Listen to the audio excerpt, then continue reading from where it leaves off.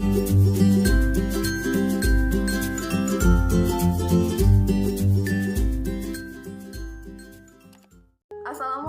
warahmatullahi wabarakatuh. Perkenalkan, nama saya Hairiani. Saya dari jurusan Akuntansi, Prodi D4 Akuntansi Manajerial kelas 3A AM. Di video kali ini, saya akan mereview kembali video yang berjudul The Biggest Fraud in History, Enron.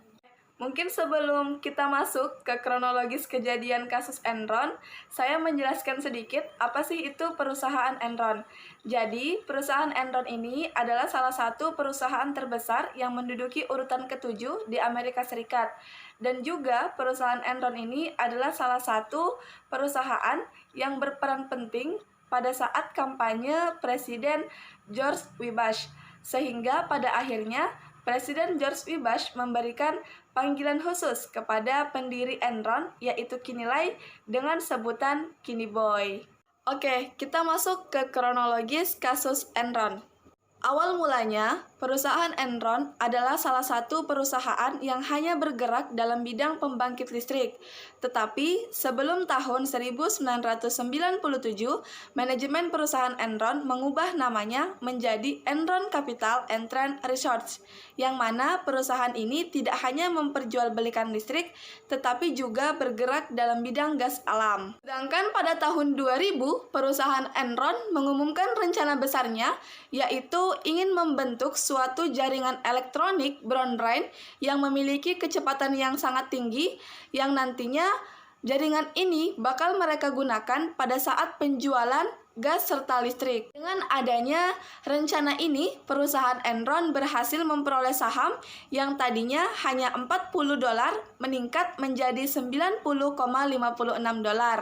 Hingga pada akhirnya media Fortune menyatakan bahwa perusahaan Enron adalah salah satu perusahaan one of the most admired and innovative company in the world, yaitu perusahaan yang inovatif selama 6 tahun berturut-turut.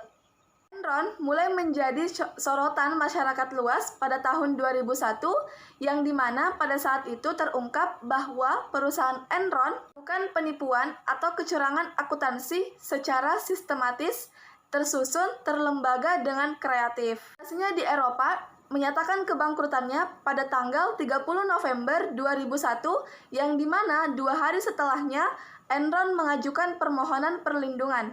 Saat itu, pemerintah Amerika Serikat mengatakan bahwa kasus Enron ini adalah kasus terbesar di Amerika Serikat yang menyebabkan banyak pegawai yang kehilangan pekerjaannya. Itu juga penyebab dari kasus Enron ini dilakukannya pembubaran terhadap perusahaan akuntansi Arthur Andersen. Fakta lainnya dari perusahaan Enron adalah pengunduran diri dari salah satu eksekutif Enron, yaitu Jeffrey Skilling, yang mengundurkan dirinya dari jabatan CEO yang telah dia duduki selama 6 bulan. Menyebutkan alasan pribadinya mengundurkan diri dari jabatan tersebut.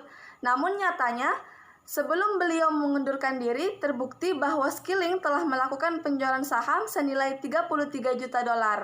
Mungkin itu penyampaian sedikit mengenai kasus Enron, dan dapat disimpulkan bahwa dari kejadian tersebut, segala sesuatu kecurangan dalam dunia bisnis akan terlihat walaupun seberapa pintarnya kita menutupinya.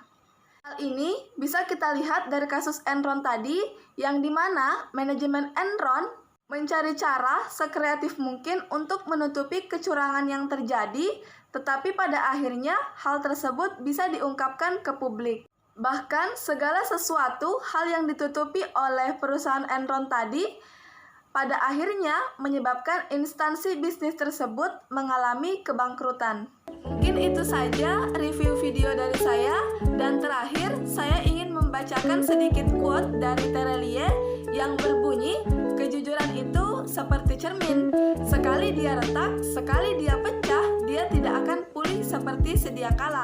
Oleh sebab itu, janganlah coba-coba bermain dengan cermin." Sekian, wassalamualaikum warahmatullahi wabarakatuh.